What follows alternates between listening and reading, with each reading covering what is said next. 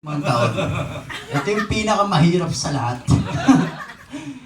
Hindi, totoo yun, di ba? Sabi nga nila pag 5 taon na pinakamahirap daw, di ba? And totoo nga yun. Mahirap nga talaga siya. Pero, huwag kang mag-alala dahil malalagpasan namin yun. And, nagkakaproblema kami ni Catherine. And, di mo maiiwasan na talagang nag-aaway talaga kami. Usually, sino yung unang nagsisorry? At Ako. ano yung reason? Ako, hindi mo wala siya reaction, di ba? Kasi totoo eh. Pero dapat naman talaga ako. Kahit maligo ako pa rin dapat. Ay!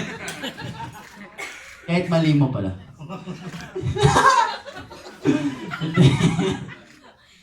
Seryoso ba yung gawin mag-aaway kayo? Oo naman, no?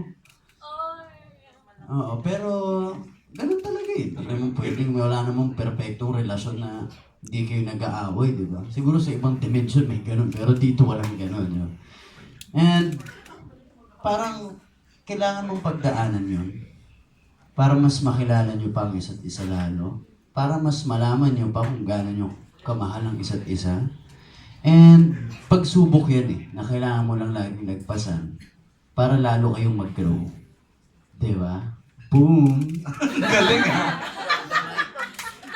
Pinakamahabang sagot mo yan ever sa press con. DJ sa 5 years. God, seriously, ano ba yung May Yung mga- ladagdag ko. Yung mga usually, Binakuran naman kami masabi. may mga tapik-tapik Tapik na. Oo. Pressure lang. Huwag mo kalaglag parang gano'n. Hindi, feeling, hindi nawawala yung hindi kami nag-aaway, nagkakapikunan, pag pareho na kaming puyat, pagod, gutom, Oh. talaga kami. Pero, ang importante doon, kung paano namin naayusin dalawa. So, kung paano pag-uusapan, kasi pareho kayo magkasamaan ng loob. Ayaw kayo natutulog na hindi kami okay, ganyan. So, yun yung tinuro. Yun yung tinuro sa amin dalawa ni Mama. Ikaw na, Tita Min, ikaw na. Na kayong Galing. dalawa, huwag kayong maghihiwalay o matutulog. Huwag niyo papalipasan ng araw na hindi kayo nagkakaayos. Kasi nga, saka daw pagtanda mo, madadala mo yung napapatagalin nyo na hindi talaga siya okay. So, hindi maiwasan mag-away. Importante, alam namin dalawa at gusto namin dalawa pa siya ayusin. Hanggang nandun yung desire to fix it kung may problema. Ibig sabihin, nandun pa talaga yung love. So, yun yung importante. Nice.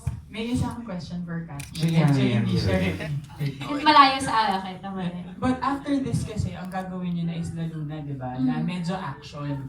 Ngayon, meron ding, may ilang netizens na nagsasabi na because gagawa ka ng action na teleserye, you would be perfect for the role of Darna. Anong masasabi mo doon? Kung sa'yo ba i-offer, papayag ka?